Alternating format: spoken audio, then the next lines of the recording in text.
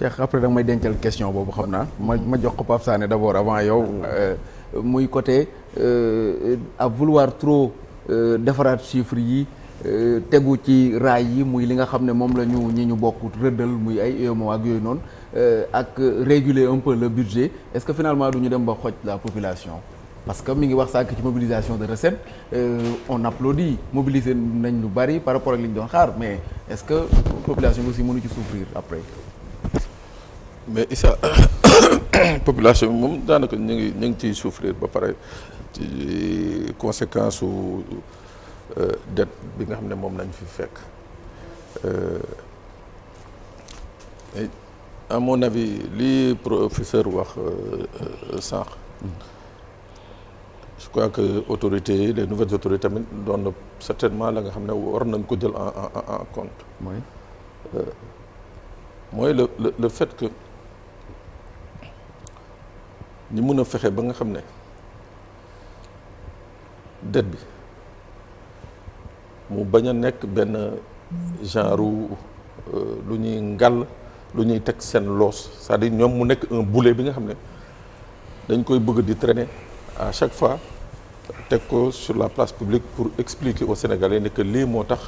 mënuñu performer ou bien lii moo tax mënuñu àgg fii c'est vrai que la dette ni ñu ko waxee confirmé par la Cour des comptes mooy que ce qui s'est passé dans ce pays wax fa dëgg yàlla amul benn njiitu politique bi nga xam ne souhaité nga egsi au pouvoir dans ces conditions là ça c'est une évidence mais nag ma jàpp ni que boo egsee nag ba faire face à la réalité yooyu yaa war a faire preuve d'ingéniosité ba nga xam ne loolu da nga ko mën a xool noo koy transcender sans pour autant tomber dans ce piège là mooy population yi di souffrir une seconde fois parce que les populations souffrent déjà du fait justement de la lourdeur de ces dettes pour alléger ko man sama option première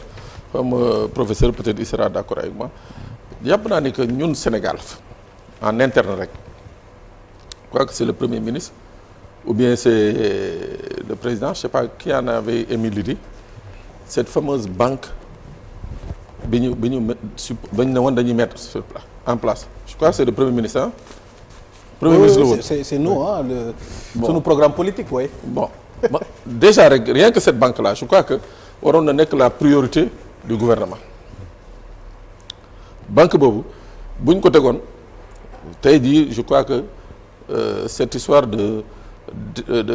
d'obligation et consorts yi ñuy dem outil régulièrement sur la place de l'UEMOA je crois que dana mën a réduire drastiquement mu bañ a nekk un exercice bi nga xam ne dañ koy constater soit tous les 15 jours ou tous les mois loolu foofu laay waxee ni que il y a quelque part une priorité qui a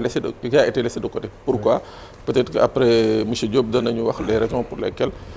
ñoom ils ont préféré aller sur le marché du moment chercher de l'argent alors que xaalis boobu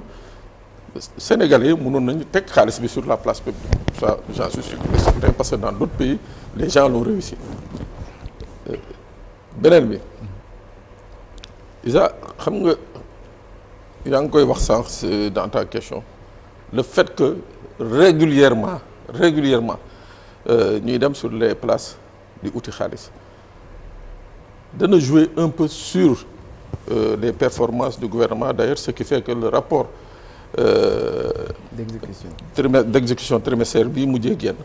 daf ci feeñ lu bëri c'est-à-dire sur les performances yi nga xam ne économique moom la nga xam ne moom la gouvernement bi waroon réussir daf ci feeñ bu baax a baax léegi avec la loi de finances rectificative da nga gis wax nga ko sa biir question manquement yi nga xam ne moom la nar a jur sur beaucoup de ministères sectoriels dafay am ay programmes d'urgence yi nga xam ne daañ ko mujjee jël teg ko de côté au profit de 2 ou 3 ministères. dañuy seerewaat ceinture yi la. dañuy seerewaat ceinture yi bon c'est bon en soi c'est mauvais quelque part aussi waaw mais il y a autre chose de meilleur encore serrer la ceinture c'est très bien mais est-ce que tey tolluñu fi nga xam ni aller vers ce qu'on appelle ce que j'appellerais même si le budget qui a été voté récemment est un budget bi nga xam ne on considère que c'est réaliste vis-à-vis du dernier budget de 2023 de 7000 et poussières milliards. Je suppose que ce budget est assez, dernier budget voté bi il est assez réaliste. Est-ce que léegi bon réaliste. Ouais. Mais maintenant nag est-ce que avec la loi de finances rectificative il ne faut pas aller vers justement un budget sincère. Voilà c'est wax carrément Sénégalais que nous sommes. Voici ce qui peut se faire sur le reste de l'année. Voici vers où on va aller. Et fii nañuy demee fii nañuy jëlee ressources yi te l'inquiétude des Sénégalais xam nga pourquoi mu ba tey jii les gens continuent d'être inquiets parce que y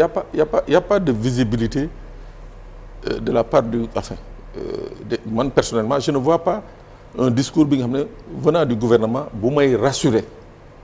bu may wax ne que ci lii ñu nekk daañu ci génn peut-être qu'aujourd'hui on a la chance d'avoir monsieur Diop ici buy expliquer on a cette chance-là mais ban ministre ngay toog dans ce gouvernement mu toog ak sénégalais yi wala jàkkaarloog sénégalais yi di leen jéem a expliquer comme ni mu jëlee le temps wax ko point par point